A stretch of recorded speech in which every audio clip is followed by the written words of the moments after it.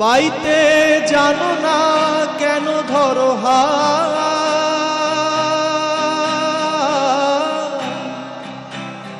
মন মাঝিরে তুই বড়ই মাতাল, বুঝায়ে বলো তারে যেতে হবে পারে, বুঝায়ে বলো তারে যেতে হবে পারে, অবেলার বেলা পানে চাও চাও চাও রে নদী ভরা ঢেউ। জিজ্ঞাসা করছে একজন, আদর্শ গার্হস্থ্য জীবনযাপন কিভাবে সম্ভব, কিভাবে সংসারে থাকলে নিজের ও সমাজের পক্ষে তা কল্যাণকর হয়, দয়া করে যদি একটু আলোচনা করেন সশ্রদ্ধ প্রণাম নেবেন। আদর্শ গার্হস্থ্য জীবনের আগে একটা আদর্শ শিক্ষা দরকার। এই যে শিক্ষাটা, সেটা সবার জন্যই কমন। যেমন ছোট ছোট ছেলে মেয়েরা স্কুল কলেজে যায়, পড়াশুনো করে, তারপর বড় হয়ে তারা নিজের মতন করে এক একটা কেরিয়ার বা বৃত্তি বা পেশা বেছে নেয়।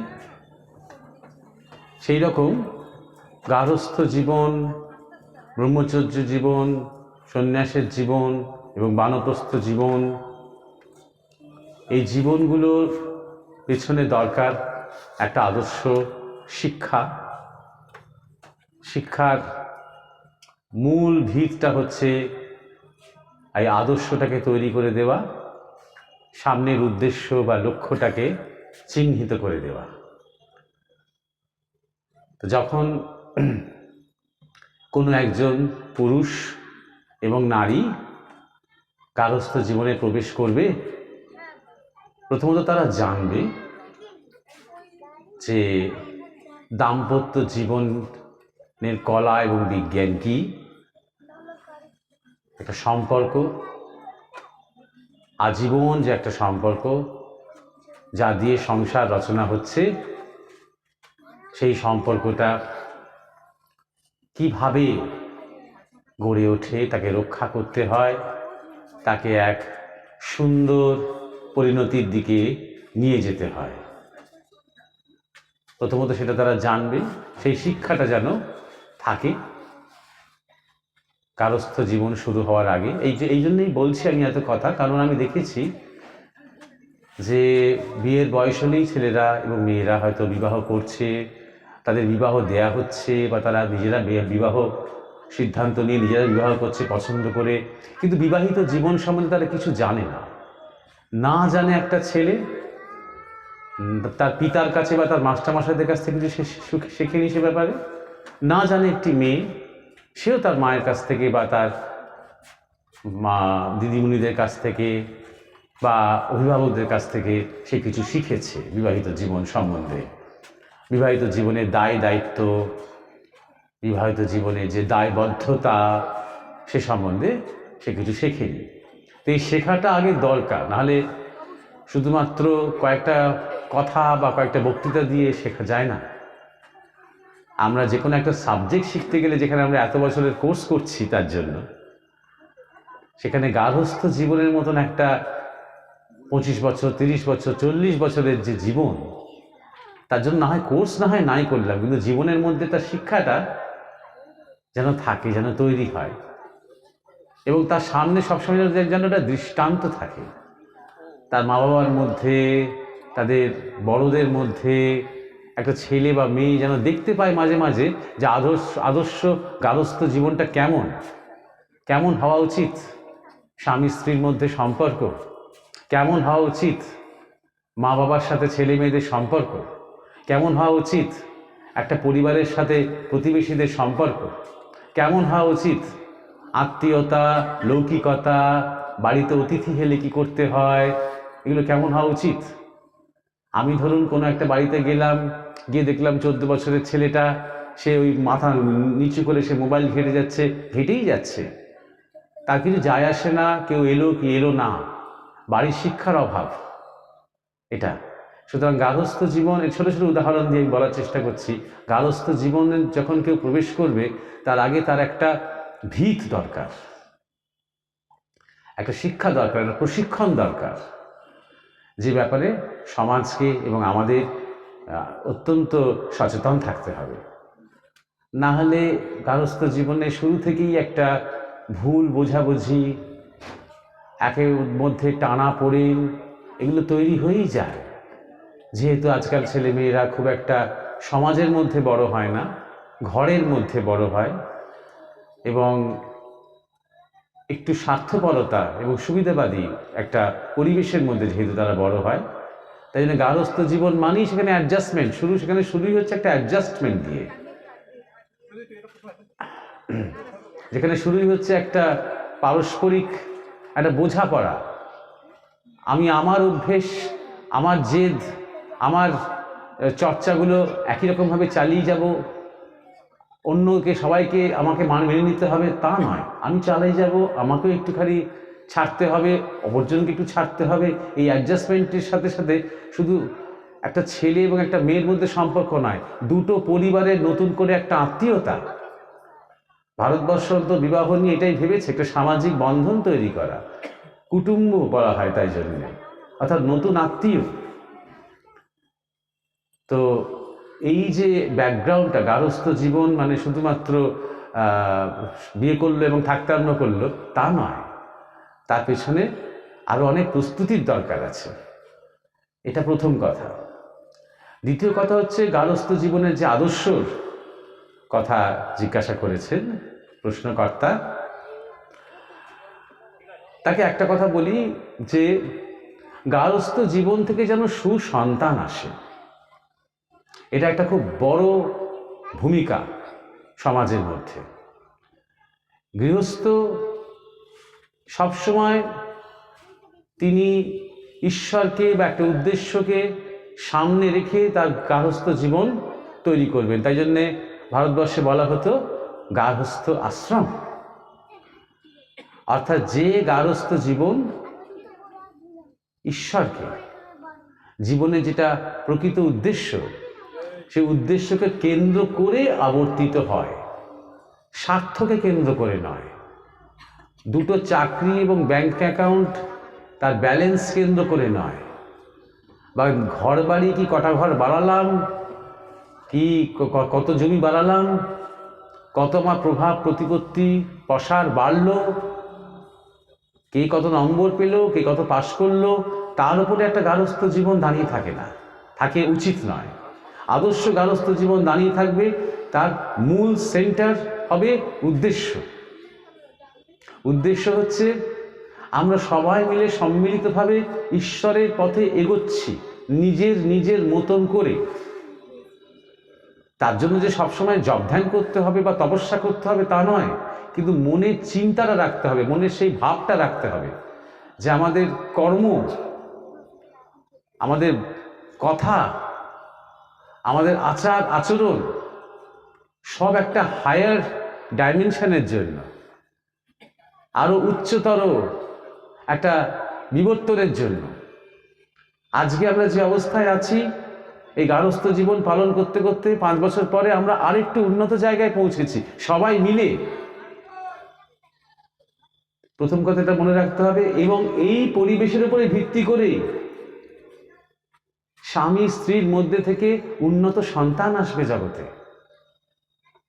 যখনই আমরা কোনো মহাপুরুষদের, মহান যারা মনীষী, যারা মহীয়সী, তাদের জীবন দেখি, আমরা তার সাথে লক্ষ্য করি যে তাদের কত উন্নত মা বাবা।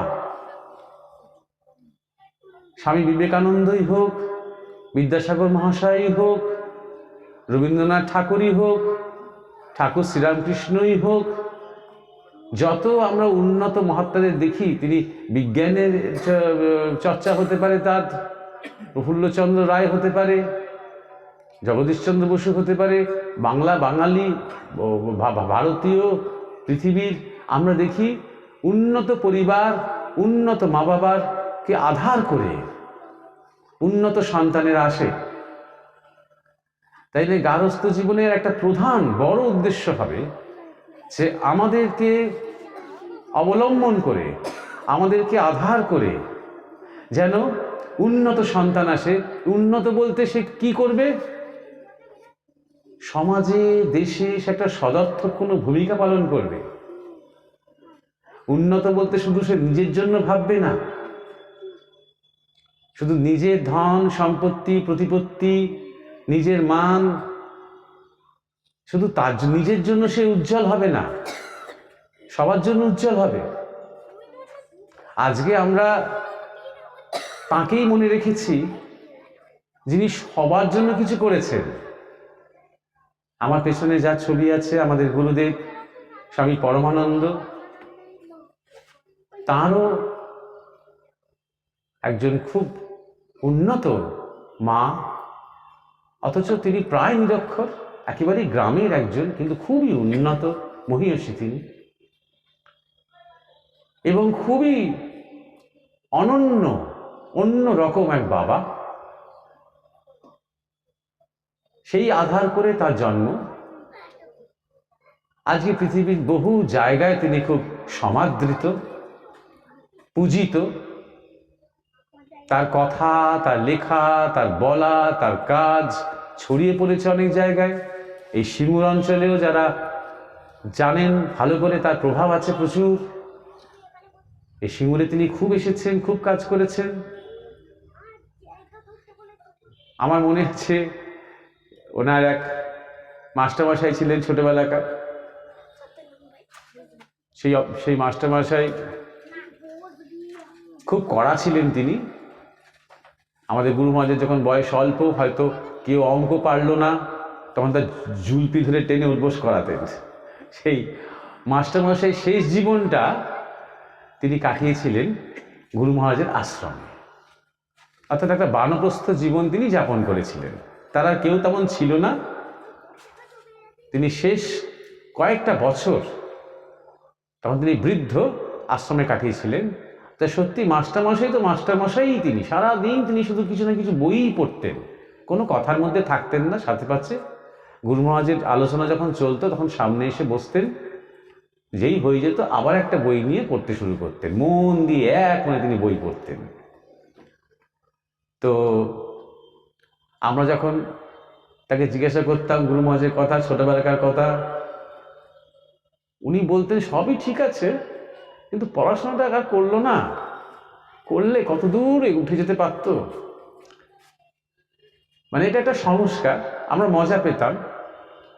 যদি ছবিটা যদি ভাবি যে উনি যেটা চাইছেন যে পড়াশোনা করুক, করে একজন আগামীতে বড় বিজ্ঞানী হোক, কি বড় প্রফেসর হোক, বড় গবেষক হোক, করে আজকে কজনই বা তাকে পুজো করত? পৃথিবীর যা পেয়েছে তার কাছ থেকে, যে প্রসাদ, যে জ্ঞান, যে প্রেম, যে সেবা, তার কতটুকুই বা আজকে মানুষ পেত? সেটাও বোঝার মতন মানুষ ওই মাস্টারমশাই ছিলেন না। তিনি এটাও ভেবে দেখেননি যে আজকে তার অনেক শিক্ষিত ছাত্ররা যারা অনেক সাকসেসফুল, তারা কিন্তু কেউ তাকে আশ্রয় দেয়নি শেষ জীবনে। আশ্রয় দিয়েছেন তার যে ছাত্রটা সন্ন্যাসী হয়ে গেছে, যিনি কিছুই করতে পারলেন না জীবনে ওনার মতে।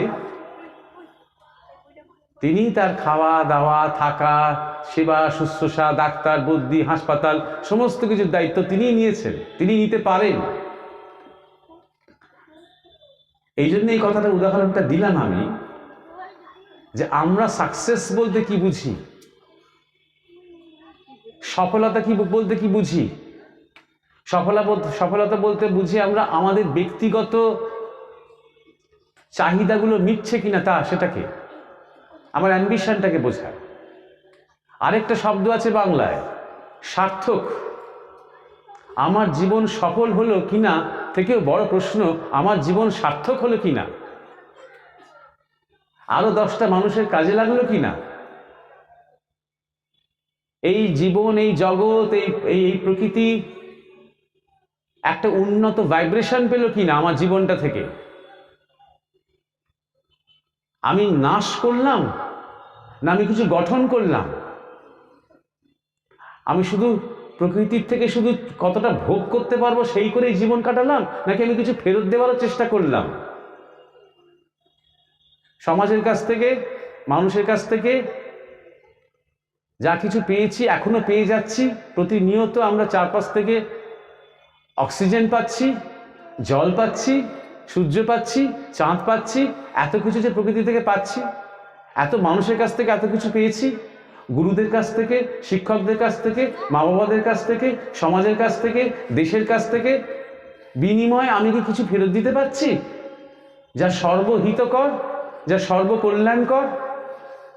এই প্রশ্নটা যখন উঠবে, তখনই আমরা প্রতিটি ঘরে ঘরে ঘরে ঘরে উন্নত সন্তান নিয়ে আসতে পারবো। যখন নারী এবং পুরুষ সন্তান নিয়ে আসছেন, তাদের মধ্যে যখন এই আদর্শটা কাজ করবে, তখন তাদেরকে আধার করে উন্নত সন্তান জগতে আসবে। এটাই সবচেয়ে বড় একটা ভূমিকা আদর্শ গার্হস্থ্য জীবনের পরিপ্রেক্ষিতে। এবারে যদি আপনারা লাইফস্টাইল নিয়ে জিজ্ঞাসা করেন, ভালো লাইফস্টাইল, আমাদের যেটা আর্য সংস্কৃতি, সে আর্য সংস্কৃতির আমি একটুখানি ছবি দেব। আদর্শ গৃহস্থ জীবনের কথা এসেছে বলে, যদিও এই জীবনটা কিন্তু সবার জন্যই আদর্শ। আমরা বড্ড বেশি ক্যাটেগরি করি যে এই গৃহস্থ জীবন, এই সন্ন্যাস জীবন, অত ক্যাটেগরি করার দরকার নেই। দুটো আলাদা আলাদা জীবনের ধরন, কিন্তু মৌলিক যে জায়গাটা সেটা সবার ক্ষেত্রেই এক। একটা আশ্রমের মধ্যে একটা বটগাছ যে ধর্ম পালন করে, একটা স্কুল কম্পাউন্ডে আরেকটা বটগাছ একই ধর্ম পালন করে, কিংবা একটা বড় বাড়ির প্রাঙ্গণে যদি একটা বটগাছ থাকে, সেও একই ধর্ম পালন করে। বটগাছটা বটগাছ হয়েই থাকবে, সে ভাববে না গৃহস্থ বটগাছের কি ভূমিকা, বাট এডুকেশনাল ইনস্টিটিউটের বটগাছের কি ভূমিকা, আশ্রমিক যে বটগাছ তার কি ভূমিকা, এটা সে ভাববে না। তাই অত ক্যাটেগরি করার দরকার নেই। একটা আর্য সংস্কৃতি, আর্য জীবনচর্যা বলতে আমরা যা বুঝি তার একটা ছবি দেব, কারণ আমার মনে হয় সেটা আমাদের কাছে একটা গাইডলাইন যে আমরা আমাদের জীবনটাকে কিভাবে চালিত করব। দিন শুরু হওয়া উচিত ভোর থেকে। আর্যরা ছিলেন সূর্য উপাসক। তারা পরিষ্কার বুঝে গিয়েছিলেন অনেক কাল আগেই যে সূর্যই হচ্ছে আমাদের সমস্ত শক্তি এবং প্রাণের খোরাক। এই পৃথিবীটা আছে, পৃথিবীটা ঘুরছে, আমরা আছি, বৃষ্টি হচ্ছে, গ্রীষ্ম আসছে, শীত আসছে, ফসল হচ্ছে, পশু পাখি যা কিছু এই সূর্যটার জন্যই আছে, এবং সূর্যটা হচ্ছে প্রধান। তাই জন্য তাদের বলা হতো সূর্য উপাসক। আরেকটা দিক দিয়ে দেখতে গেলে অগ্নি উপাসক। যখন প্রথম মানুষ আগুন ব্যবহার করতে আরম্ভ করলো, তখন থেকেই মানুষ বুঝতে পেরেছিল যে এটা আকাশের সূর্যের একটা রূপ, এই অগ্নি। এটাও যেমন একটা আগুন, ছোট্ট আগুন, তেমন আকাশে একটা বিরাট আগুন যা আমাদেরকে বাঁচিয়ে রেখেছে। তাই জন্য দিনের যে চলনটা, সেটা সূর্যকে কেন্দ্র করে আমাদের বলা যেতে পারে আমরা এক একটা সোলার ডিভাইস। যেমন সোলার ব্যাটারিতে চলে অনেক যন্ত্রপাতি, ক্যালকুলেটর ইত্যাদি ইত্যাদি, ঠিক তেমনই আমরাও কিন্তু, আমাদের ব্যাটারিটা কিন্তু সোলার। তাই সূর্য থেকে শুরু হওয়া উচিত আমাদের দিন। অনেকের বেলা 10টার সময় হয়তো ঘুম থেকে ওঠে। অনেক ইয়াং ছেলে মেয়েদের কথা আমার কাছে খুব নালিশ আসে যে 10টার সময় ঘুম থেকে উঠছে। অত্যন্ত ভুল। কারণ সে ইচ্ছে করে করছে না, সে সারা রাত জাগছে, হয় পড়াশোনা করছি বা মোবাইলে কিছু করছি, সুতরাং তার একটা অজুহাত আছে, আমি রাত জেগে অনেক কিছু করেছি বলে আমি দিনের বেলা ঘুমোচ্ছি। কিন্তু আর্যরা দেখেছিলেন যদি ভোরবেলা ঘুম থেকে ওঠা যায় এবং উদিত সূর্য তার সাথে যদি একটা সম্পর্ক তৈরি করা যায়, তাহলে আমাদের শরীর শুধু ভালো থাকে তাই নয়, আমাদের মনও ভালো থাকে, আমাদের মনের কনসেন্ট্রেশনও ভালো থাকে। আমি ছাত্রছাত্রীদের খুব একটা কথা বলি যে রাত্রি 2টো থেকে 3টে বা 4টে পর্যন্ত কোনো একটা বিষয় নিয়ে পড়াশোনা করে দেখ, ওই একই পড়াশোনাটা একদিন কর ভোর 5:30 থেকে 6টা পর্যন্ত, 7টা পর্যন্ত, 7:30 পর্যন্ত, দেখবি পার্থক্যটা। কত সহজে আমরা ভোরবেলা বুঝতে পারছি, আমরা নিতে পারছি, গ্রহণ করতে পারছি, আত্মস্থ করতে পারছি। রবীন্দ্রনাথ ঠাকুর তার পিতার কাছ থেকে শিখে শিখে তিনি আজীবন একদম 80 বছর বয়স পর্যন্ত ওই ভোরবেলা ঘুম থেকে ওঠা এবং ওই বেশ টানা ঘন্টা দেড়েক ওই সূর্যের দিকে তাকিয়ে থাকা, ওই সূর্য উঠছে তার দিকে তাকিয়ে থাকা, এটা তিনি করতেন। আলাদা করে যে খুব বেশি প্রাণায়াম ধ্যান জপ করতেন তা নয়, এটাই ছিল তার উপাসনা, এটাই ছিল তার শক্তির মূল আধার। তখন তিনি কিচ্ছু করতেন না, লেখালেখি করতেন না, কথা বলতেন না, কিচ্ছু করতেন না, স্থির হয়ে সেই সূর্যের দিকে তাকিয়ে থাকতেন। আমরা আমাদের শুধু আমরা মানুষ নয়, প্রত্যেকটা জীব জন্তু পোকা মাকড় সবাই আমাদের সম্পর্ক মূলত সূর্যের সাথে। তাই ভোরবেলা ঘুম থেকে ওঠা, প্রাতকৃত্য প্রাতঃস্নান আর্য সংস্কৃতি বলছে, দ্বিপ্রাহরিক স্নান নয়, বৈকালিক স্নান নয়। সমস্ত কাজকর্ম মিটিয়ে টিটিয়ে দুপুরবেলা খাওয়ার আগে স্নান, সেটা করতে পারেন মায়েরা, সেটা দ্বিতীয়বার হতে পারে, কিন্তু তার আগে প্রথমবার একটা প্রাতকৃত্য, তখনই শরীরের মল বর্জন এবং প্রাতঃস্নান। গৃহস্থের আদর্শ সাথে জড়িত এই লাইফস্টাইলটা।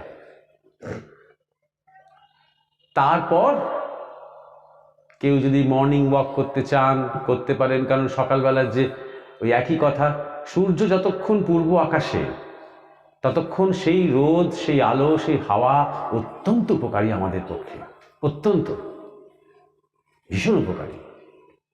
আমাদের শরীরের মধ্যে এই যে আজকে এত ভাইরাস আতঙ্ক, তো এই যে সূর্য এবং সকালবেলার যে রোদ হাওয়া, এর মধ্যেও কিন্তু অনেক ভাইরাস এবং ব্যাকটেরিয়া আছে যা নিয়ত আমাদের শরীরের মধ্যে প্রবেশ করছে, এবং যেগুলো 99% শরীরের পক্ষে অত্যন্ত উপকারী।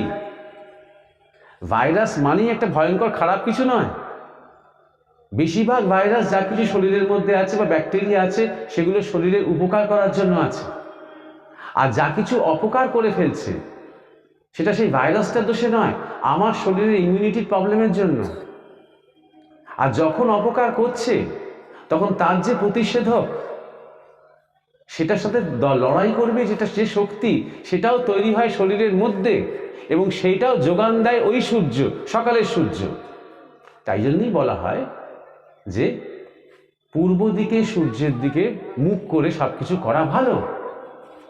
উদিত সূর্য স্বাস্থ্যের পক্ষে ভালো, পশ্চিমের সূর্য উল্টো স্বাস্থ্যের পক্ষে ক্ষতিকারক। বেশিক্ষণ যদি কেউ পড়ন্ত বেলায় সূর্যের রোদে যদি বসে থাকে, ভাবছে শীতকাল এসেছে, আমি ওই বিকেলের যে সূর্য আলোর যেখানে পড়েছে রোদটা, সেখানে গিয়ে বসি, শরীর তামসিক করে দেবে। আপনারা 2 দিন করলেই বুঝতে পারবেন, শরীরের মধ্যে শ্লেষ্মা বৃদ্ধি হবে, নানা রকম জায়গায় ব্যথা বেদনা শুরু হতে আরম্ভ করবে। কিন্তু সকালবেলা সূর্যের রোদে গিয়ে বসুন, উল্টোটা হবে, মনে হবে শরীরের সমস্ত অবসাদ ক্লান্তি কেটে গেল। এটা আর্যরা লক্ষ্য করেছিলেন, তাই আর্যরা বিধান দিয়েছিলেন, বা সেই সময়কার যেটা বিধি ছিল যে খাওয়া দাওয়া যা কিছু করার দিনের বেলায় করো, বেলা করো না। বলা হয়েছে টাইম দিয়ে নয়, সূর্য দিয়ে। টাইমটা তো আমরা নিজেরা তৈরি করেছি, টাইমটার মাপটাই এখন 7টা বাজলে, এখন 8টা বাজলে, এগুলো আমাদের তৈরি করা। কিন্তু সূর্যের যে চলন, সেটা তো আমাদের তৈরি করা নয়, সেটা সূর্যের চলন পৃথিবীর নিরিখে। যতক্ষণে পূর্ব থেকে মাঝ আকাশে আসছে, সেই সময়টার মধ্যে খাওয়া দাওয়া করা সবচেয়ে মঙ্গল, সবচেয়ে স্বাস্থ্যকর। একবার যেই মধ্য আকাশ থেকে ধীরে ধীরে ধীরে ধীরে পশ্চিমের দিকে যাচ্ছে, তখন যদি খুব ভারী খাবার আমরা খাই, তখন শরীরে নানা রকমের রোগ বৃদ্ধি হওয়ার সম্ভাবনা বাড়ে।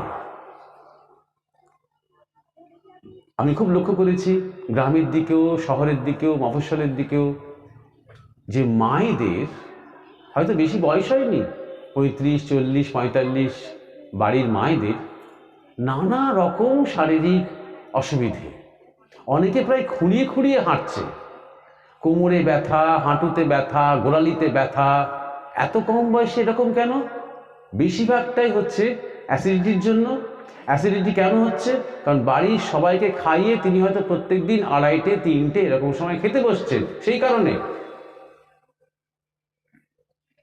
তাই জন্য আমাদের আর্য সংস্কৃতির যে একটা ধারা ছিল যে বেলা 12টা, 12:30, খুব বেশি হলে 1টা, তার বেশি আর খেতে দেরি করো না, দিনের মেন খাবারটা, প্রধান খাবারটা ওর মধ্যে করে নাও।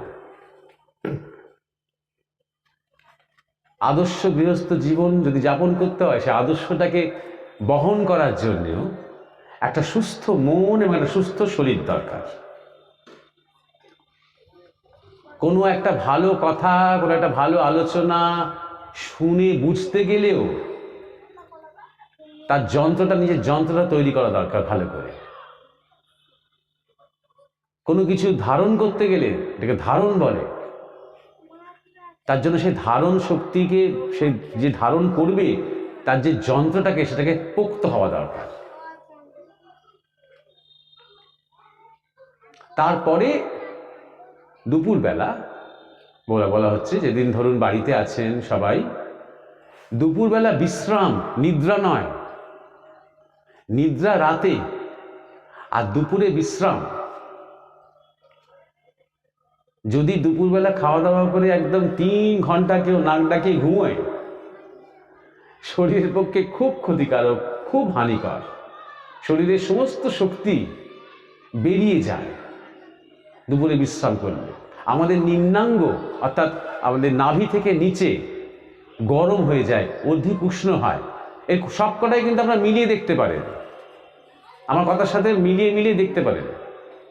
ভুল বলছি না ঠিক বলছি? প্রচুর প্রচুর শক্তি ক্ষয় হয়। এবং এটা শুধু খাওয়ার কথাতে আসছি। তারপরে সন্ধেবেলা হয়ে যাওয়ার পর রাত্রিবেলা সামান্য খাওয়া, কারণ একবার সূর্য ডুবে গেলে নতুন করে কোনো খাদ্য আর হজম হয় না। এটা আমাদের গুরুদেব বারবার বলতেন। রাত্রিবেলা আমরা যা খাচ্ছি সেটা হজম হতে শুরু করে ভোরবেলা যখন সূর্য উঠছে তখন থেকে, ততক্ষণ পর্যন্ত পেটে স্টক হয়ে থাকছে সেই খাদ্যটা। তাই না? রাত্রিবেলা অত্যন্ত হালকা খাওয়া, যেটা কোনো রকমের চাপ তৈরি হয় না, এবং সেটা বেশি দেরি না করা। রাত্রি 11:30, 12টার সময় খেয়ে তারপরে শুয়ে পড়া, এগুলো খুবই ক্ষতিকারক। শরীরের উপরে প্রচণ্ড চাপ পড়ে, ঘুম ভালো হয় না, মনের মধ্যে অনেক বিকার তৈরি হয়ে যায়। যারা ইয়াং তাদের স্বপ্নদোষ হয়, এসব হয়। ভুরি ভোজ হচ্ছে এবং অতি রাত্রিবেলা খাচ্ছে। আমাদের গুরু মহারাজ বলতেন যে লক্ষ্য করে দেখবি যে আর্য সংস্কার অনুযায়ী আমাদের যত অনুষ্ঠান ভারতবর্ষের, এবং সেই অনুষ্ঠানের যে আহারের যে নিদান, যেমন ধরা যাক উপবীত, যেমন ধরা যাক বিবাহ, যেমন ধরা যাক অন্নপ্রাশন, যেমন ধরা যাক গৃহপ্রবেশ, এগুলো কিন্তু সবই খাওয়া দাওয়া দিনের বেলা ছিল। আজকে এগুলো রাতের বেলা হয়ে গেছে। এগুলো ইংরেজদের তৈরি করা লাইফস্টাইল। ওদের ক্ষেত্রে ব্যাপারটা আলাদা। ওরা ঠান্ডা দেশে থাকে, ওরা দিনের বেলাতে সারাদিন কাজ টাজ করে, এবং সন্ধ্যের পর আর কোনো, বিকেলের পর আর কোনো কাজ করার প্রশ্নই থাকে না, তখন খুব ঠান্ডা। রাত্রিবেলা সবাই তখন জড়ো হয়, জড়ো হয়ে ওদের যা কিছু খাওয়া দাওয়া তখন হয়। আর তার সাথে ওরা অনেকটাই করে, মানে ঠান্ডা দেশের লোকেরা অনেকটাই করে মদ্যপান করে ওই খাদ্যটাকে হজম করার জন্য। তারপরে আবার পরের দিন যখন সূর্য উঠলো, আবার কাজে বেরিয়ে গেল, তখন আবার ওদের এই পরিশ্রমের মধ্যে ওই ভারী খাবারটা হজম হয়। দিনের বেলাতে ওরা নাকে মুখে গুঁজে যা পারে তাই খায়, স্ট্যান্ডার্ড ওদের লাইফটা তাই। সেটাই ওরা মোটামুটি আমাদের দেশে চালু করলো, আরোপ করে দিল, করে আমাদের এখন বিয়ে টিয়ে সমস্ত অনুষ্ঠান, নেমন্তন্ন, পার্টি সব কিছু রাত্রির কেন্দ্রিক হয়ে গেছে। অর্থাৎ যেদিন ঠিক করবেন যে ভালো মন্দ খাবো, সেদিন সেটা রাত্রির 11টা 12টার সময় হয়তো খাওয়া হচ্ছে, সবাই মিলে রিচ রান্না করে। এটা সম্পূর্ণ বিরোধী। ঋষিদের বাক্য হচ্ছে যদি সবাই মিলে ভুরিভোজ করতেই হয় দিনের বেলা করো, কারণ আর্য লাইফস্টাইলটা অন্যরকম ছিল। আজকের মতন এই 10টা 5টা চাকরির লাইফস্টাইল ছিল না। সে কাজ করতেই যাক, কি মাঠেই যাক, কি মাছ ধরতেই যাক, কি গোমস্তার কাছে সে কেরানিগিরি করতে যাক, যাই করুক না কেন, সে নিয়ম ছিল ভোর থেকে বেলা পর্যন্ত একটা টাইম, হয়তো দেখা যাবে সকাল 7টা থেকে বেলা 12টা পর্যন্ত বা 11:30 পর্যন্ত একটা টাইম, বাড়ি ফিরে আসা, খাওয়া দাওয়া, বিশ্রাম, আবার বিকেলবেলা কাজে বেরোনো, আবার বিকেল থেকে সন্ধ্যে পর্যন্ত। আমাদের উষ্ণ দেশ, কোনো প্রবলেম নেই সন্ধ্যেবেলা কাজ করতে। সন্ধ্যেবেলা বরং একটু হাওয়া টাওয়া দেয়, আর সূর্য থাকে না, আরামটা বেশি। এইটা ছিল আমাদের লাইফস্টাইল। আজকে আর সেই লাইফস্টাইলে হয়তো আমরা সেই কার্যের বা কর্মের সেই আওয়ার্সটাকে আমরা ফিরিয়ে আনতে পারবো না, কিন্তু অন্তত আমাদের মাথায় রাখতে হবে স্বাস্থ্যের কথা ভেবে যে আদর্শ জীবনচর্যা কি হওয়া উচিত, এবং যতটা সম্ভব সেই অনুযায়ী আমাদের চলতে হবে। তো মোটামুটি এই সূর্যকে ধরে আমাদের সাইকেল, চন্দ্রকে ধরে আমাদের বিভিন্ন তিথি, বিভিন্ন পার্বণ, বিভিন্ন অনুষ্ঠান, কারণ আমাদের ছিল চন্দ্র মাস। যত কিছু আমাদের তিথিগুলো আছে সেগুলো সব চাঁদের মুভমেন্টটাকে ধরে। আমাদের মায়েদের যে সাইকেল সেটাও চাঁদের মুভমেন্টকে ধরে, সেই অনুযায়ী সেই বিজ্ঞানটাকে ফলো করে, অর্থাৎ পূর্ণিমা, অমাবস্যা, একাদশী, এই বিজ্ঞানটাকে ফলো করে আবার আলাদা আলাদা আলাদা আলাদা কিছু কিছু বিধি বিধান ছিল। সব কিছুর পেছনেই একটা স্বাস্থ্য এবং জীবন সাথে জুড়ে একটা উন্নত বিজ্ঞান। এবং বলা হতো যে পিতৃদেব ভব, মাতৃদেব ভব, গুরুদেব ভব, অতিথিদেব ভব, অর্থাৎ তোমার পিতা মাতাকে দেবতা জ্ঞানে সেবা করো, শিক্ষক গুরুদের দেবতা জ্ঞানে সেবা করো, অতিথিকে নারায়ণ জ্ঞানে সেবা, তাকে ভালোবাসো, তাকে সেবা করো, পাড়া প্রতিবেশী সবার সাথে সুসম্পর্ক বজায় রাখো, সবাই মিলে আমরা সবসময় হয়তো ভাবি যে আমরা একটা পাড়া প্রতিবেশী, আমাদের রাস্তাটা করে দিচ্ছে না সরকার, আমাদের কলটা সারাচ্ছে না, আমাদের এখানে লাইট দিচ্ছে না, এগুলো আমরা বড্ড বেশি প্রতিষ্ঠান নির্ভর হয়ে গেছি।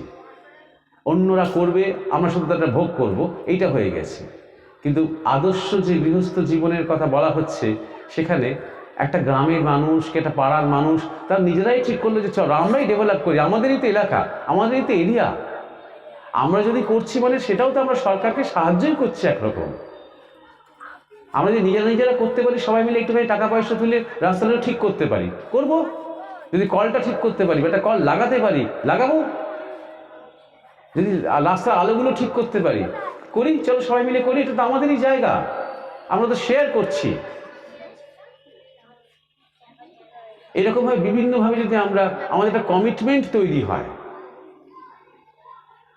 যে পাড়ার, এমনকি যদি আমাদের পাড়ার কুকুরগুলো খাচ্ছে কিনা ভালো করে, পাড়ার বিড়ালগুলো খেতে পাচ্ছে কিনা, পাড়াতে কোনো ভিখিরি পড়ে আছে কিনা, তাকে কেউ দেখার নেই কিনা, এইটার ব্যাপারেও যদি আমরা সচেতন থাকি, আমরা যদি আমাদের সমস্ত কিছু, অকারণে কেউ গাছ কাটছে কিনা আমার পাড়াতে এসে, কেন কাটছে, কি তার উদ্দেশ্য, কতদিনের গাছ এটা, এরকম যদি আমরা, এইটাই হচ্ছে একজন আদর্শ গৃহী কিংবা একটা আদর্শ মানুষ, তার একটা নৈতিক দায়িত্ব। কারণ আমরা এত কিছু নিচ্ছি তো প্রকৃতির থেকে, এত কিছু নিচ্ছি তো চারপাশ থেকে, সবসময় তো আমরা দাবি করছি সবাই কাছ থেকে যে আমাকে কোটা দাও, আমাকে চাকরি দাও, আমাকে লাইসেন্স দাও, আমাকে এই দাও, আমাকে তাই দাও, বিনিময় আমি কি দেব, বা আমি কিছু করতে পারি কি না আমার সামর্থ্য অনুযায়ী, আমি একটু শ্রম কি একটুখানি মানে দান, কোনো একটা জায়গায় যেখানে হয়তো গরিবদের পড়ানো হচ্ছে, কোথাও হয়তো মানে বিনা পয়সায় চিকিৎসার ব্যবস্থা করা হচ্ছে, সেখানে আমি কিছু একটু কন্ট্রিবিউট করতে পারি কিনা, এটা সব সমাজে আছে। ইসলামিক সমাজে এটা রীতিমতন একদম নিয়ম যে প্রত্যেকটা মানুষ যে যা রোজগার করছে তার একটা করে পার্সেন্টেজ তাকে দিতেই হবে সমাজসেবার কাজে। যেখানে যারা দরিদ্র, যারা অনুন্নত, যারা পিছিয়ে আছে, এটা তাদের ধর্মের নিয়ম। একই কথা আমাদের ভারতবর্ষের ধর্মেও আছে, কিন্তু এরকম নিয়ম করে চাপিয়ে দেওয়া হয়নি। বলা হয়েছে তুমি যদি সামান্য রোজগার যাই তুমি করো না কেন, তার অতি সামান্য তুমি যদি অন্তর থেকে কাউকে দাও, তাহলে সেটা পুণ্য, সেটা পুণ্য।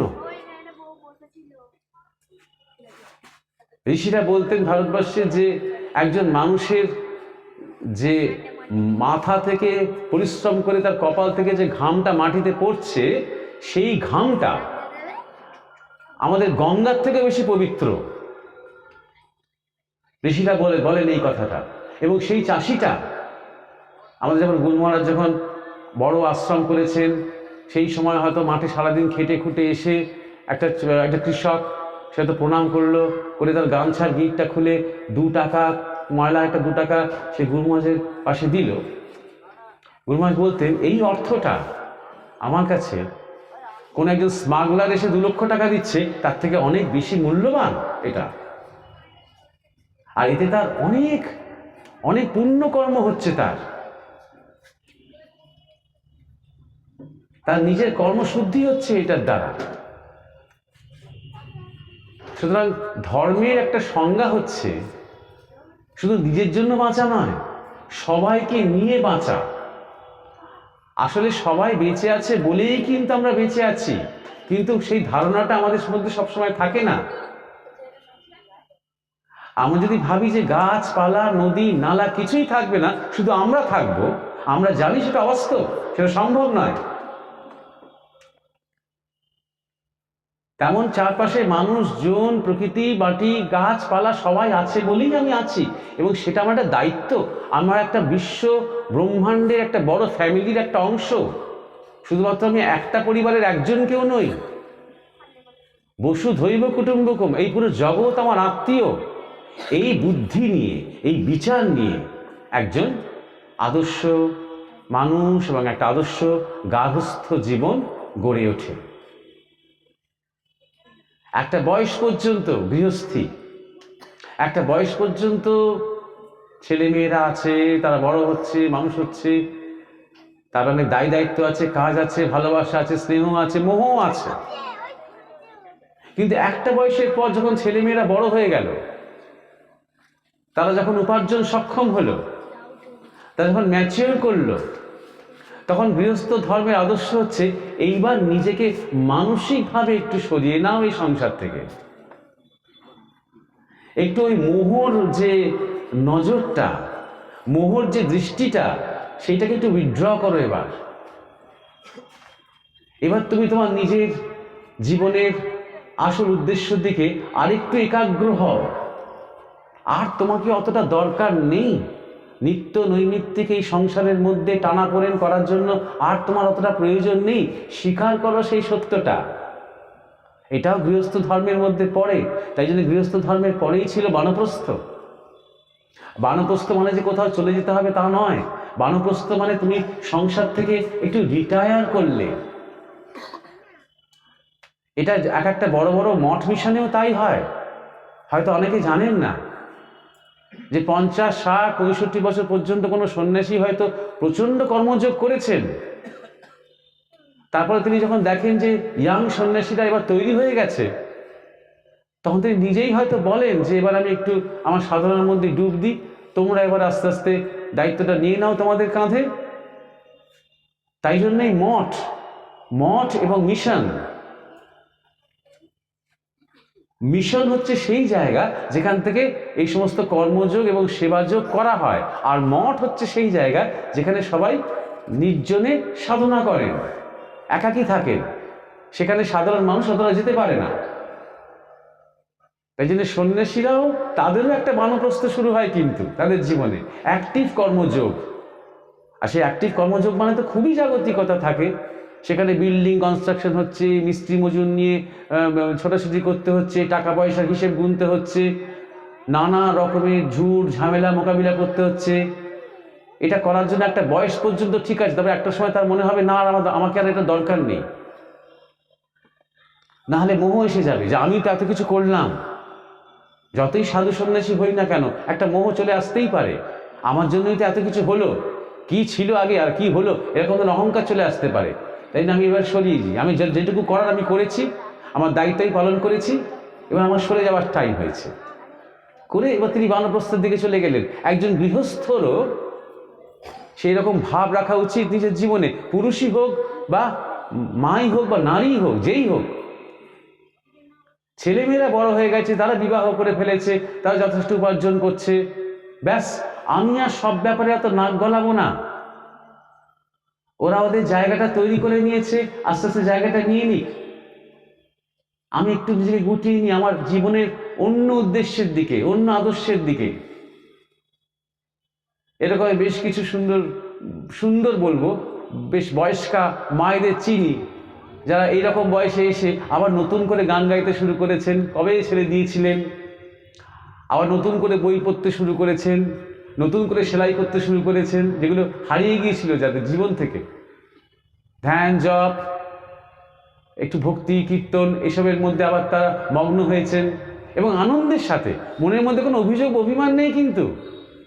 এবং তাদের সাথে ছেলে মেয়েদের সম্পর্কটাও খুব ভালো, কারণ তিনি কথায় কথায় অত হস্তক্ষেপ করছেন না, কথায় কথায় কারোর পেছনে অত লাগছেন না, কথায় কথায় দেখ আমরা কিন্তু আমাদের সময়ই করেছি, তোরা তাই করবি, এই ধরনের তিনি বারবার হুকুম দিচ্ছেন না।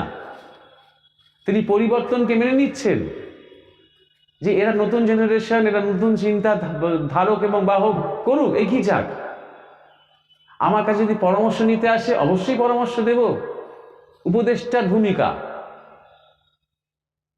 নাতি নাতিদের সাথে খেলার সময় তখন তিনি আবার ছোট হয়ে যাচ্ছেন। এই বোধটা, এই পরিমিতি বোধটা, কখন ঢুকতে হয় আর কখন বেরোতে হয়, এটা আদর্শ গৃহস্থ জীবন তৈরি করার ক্ষেত্রে অপরিহার্য। আর বেরোতে হবে মানে জাগতিকতা থেকে বেরোতে হবে, এবার জীবনটাকে আরো বেশি সাধনমুখী করে দিতে হবে। এমনিতেই আদর্শ গৃহীদের জন্য ঠাকুর শ্রীরামকৃষ্ণ বলেছেন, পাঁকাল মাছের মতন থাকবি। যে পাঁকাল মাছ কাদার মধ্যে থাকে, ওর নামই পাঁকাল, পাঁকের মধ্যে থাকে, কিন্তু মাছটাকে যখন তুমি তুলবে, ঠাকুর বলছেন, দেখবে তার গায়ে এক ফোঁটা কাদা লেগে নেই, চকচক করছে গাটা একদম। তিনি বলছেন সংসারে থাকবি এই পাঁকাল মাছের মতন, ডুবে থাকবি সংসারের মধ্যে, কিন্তু আসক্ত হয়ে থাকবি না, মোহগ্রস্ত হয়ে থাকবি না, কোনো কিছু গায়ে লাগতে দিবি না। প্রশংসাতেও বিগলিত হওয়ার দরকার নেই, নিন্দা বা সমালোচনাতেও বিচলিত হওয়ার দরকার নেই। ভালোবাসাটা সমস্যা নয়, আমি আমার ছেলে মেয়েকে ভালোবাসি, ভাই বোনকে ভালোবাসি, আত্মীয় স্বজন ভালোবাসি, এগুলো সমস্যা নয়। সমস্যা হচ্ছে মোহ, ওখানে সমস্যা। আসক্তি, এইখানে সমস্যা। ধৃতরাষ্ট্র তার দুর্যোধনকে ভালোবাসেন, এটা সমস্যা নয়, কিন্তু দুর্যোধনের প্রতি তিনি স্নেহে অন্ধ, তিনি দুর্যোধনের সমস্ত অন্যায় মাফ করে দেন, দুর্যোধনকে তিনি বকতে পর্যন্ত পারেন না। সমস্যাটা এইখানে, কারণ তিনি এতটাই মোহগ্রস্ত। তিনি মনে করেন যে তিনি অন্ধ, এবার দুর্যোধন হবে তার চোখ, দুর্যোধন হবেন তার অবলম্বন। তিনি যে সিংহাসনটা ঠিক সেভাবে কখনো ভোগ করতে পারেননি, সিংহাসনে বসে হতে যে তিনি অন্ধ বলে তাকে যে অসুবিধাগুলো ফেস করতে হয়েছে, দুর্যোধন এসে গেলে আর কোনো চিন্তা নেই। এই তার মোহ, এই আসক্তি, এইটাই সমস্যা। ভালোবাসাটা সমস্যা নয়। তা আদর্শ গৃহস্থ জীবনের এটাই হবে প্রধান শিক্ষা, নির্মোহ, নিরাসক্ত, কিন্তু প্রেমিক। স্নেহ থাকবে, মমতা থাকবে, ভালোবাসা থাকবে, প্রেম থাকবে, সব থাকবে, কিন্তু আসক্তি নয় যে আমি কি পাবো এই ভালোবাসাটা দিয়ে, আমার সন্তানের কাছ থেকে আমি কি পাবো, এইটা আসক্তি। আমি ওকে ছাড়া থাকতে পারবো না, আমি ওকে ছাড়া বাঁচতে পারবো না, এটা মোহ। এই মোহ এবং আসক্তি থেকে নিজেকে সরিয়ে নিতে হবে আস্তে আস্তে, তাতে প্রেম আরো সুন্দর হয়ে ওঠে। যে প্রেমের মধ্যে আসক্তি বা মোহর ছায়া নেই বা বিকার নেই, সেই প্রেম আরো সুন্দর। সেই প্রেমিকের আকর্ষণী জগৎ ছোটে। চৈতন্যদেবের কাছে কেন জগৎ ছুটছে কেন? কারণ তার মধ্যে এই ধরনের বিশুদ্ধ প্রেম, শুধু কৃষ্ণের প্রতি নয়, সবার প্রতি, সকল জীবের প্রতি। আর একজন গৃহস্থ, যে গৃহস্থ জীবন বা গৃহস্থ আশ্রম, যাপন করতে চায় তারও এটাই আদর্শ হওয়া উচিত।